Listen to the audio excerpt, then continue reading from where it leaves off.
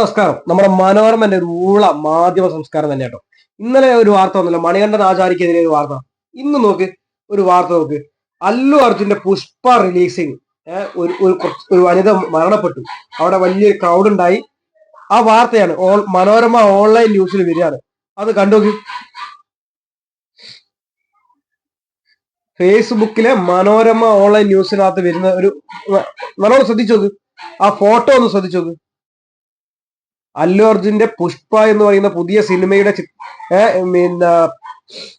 പിന്നെ ഉദ്ഘാടന ഷോക്ക് തിക്കും തിരക്കിലും പെട്ട് ആളുകൾ മരിക്കുകയാണ് അല്ലെ. ആ മരിക്കുന്ന സ്ഥലത്ത് അതിനെ കുറിച്ചുള്ള വാർത്തയാണ് മനോരമ കൊടുക്കുന്നത്. ആ മനോരമ കൊടുക്കുന്ന വാർത്തയിലെ ഉള്ള ഫോട്ടോ, ആ ഫോട്ടോ ഒന്ന് ശ്രദ്ധിച്ചു നോക്കും, നല്ല വളരെ വ്യക്തമായിട്ട് ശ്രദ്ധിച്ചു നോക്കും.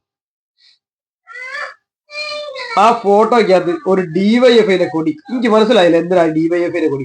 ഡിവൈഎഫ്ഐയും അല്ലു അർജുനും കൂടി ചേർന്നിട്ടാണോ ഈ ആളുകളെ കൊന്ന്, അല്ല ഈ തിക്കും തിരക്കുണ്ടാക്കി? അത് അറിയാണ്ട് ചോദിക്കാം. ഇത് എവിടുത്തെ മാധ്യമ സംസ്കാരമാണ്? എന്ത് ഊളത്തരാണ് ഇവർ മുന്നോട്ട് വെക്കുന്നത്? ഇന്നലെ മണികണ്ഠൻ ആചാര്യക്കെതിരെ ഒരു വാർത്ത കൊടുത്ത് അദ്ദേഹത്തിന്റെ കൃത്യമായ ഒരു ഫോട്ടോ കൊടുത്ത് ആ തെറ്റുപറ്റി ഒരു കള്ളത്തരം എഴുതി പിടിപ്പിക്കുക, പിന്നെ തെറ്റുപറ്റി തിരുത്തിപ്പോയി എന്നും പറഞ്ഞൊന്നും കാര്യമില്ല. ഇത് കണ്ട ഈ ഫോട്ടോയിൽ, ഈ വാർത്തയുടെ ഈ ഫോട്ടോയിൽ ഡിവൈഎഫ്ഐയുടെ ഈ കൊടി കൊടുക്കേണ്ട ആവശ്യം എന്താ? ഇതെന്ത് ഊള മാധ്യമ സംസ്കാരമാണ്? എനിക്ക് മനസ്സിലാവില്ല.